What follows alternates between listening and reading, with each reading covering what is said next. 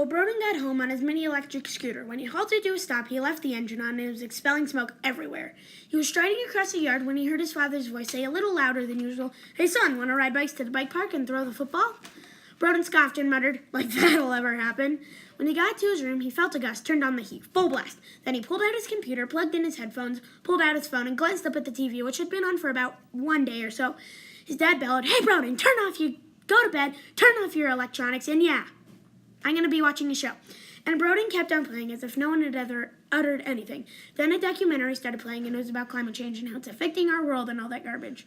And Brodyn went to sleep, convinced that climate change was a stupid idea. And with that, he drifted into a deep sleep. He woke to see a young woman materialize 3 feet from his bed. She had a bucket and was almost completely submerged in a well. When her feet were finally back to earth, her face streaked with tears. Brodyn asked the lady, "What you doing?" "Well, our drinking water has been contaminated by the salt water. We have to work very hard to find fresh water to consume because the water is very scarce here on the Kidness Islands, and the salt water is seeping up onto our land," she replied, depressed. "Why don't you just go to the store and get some water?" Brodyn asked curiously. The woman simply shook her head and kept searching for fresh water. Brodyn put his pillow on his head and went back to sleep. Brodyn awoke, startled to see a man with a deep tan and a blue suit, looking down at maybe a roof that was nearly completely submerged in water. Brodyn got up out of his bed, slow and steady, and strided over to the man. He was weeping. "Why did my house have to sink? Why?" Brodyn responded, "Well, I don't know, but how did your house sink?"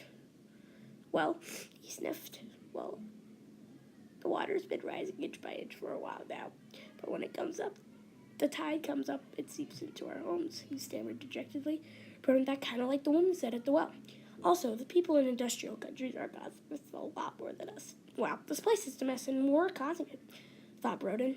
The man wandered off to collect supplies for his new house, so Brodyn assumed he should leave, so he shuffled back to his bed with his shoulders slumped. He had just realized how sweltering it felt, and with that, he squirmed back into bed, hoping this nightmare would.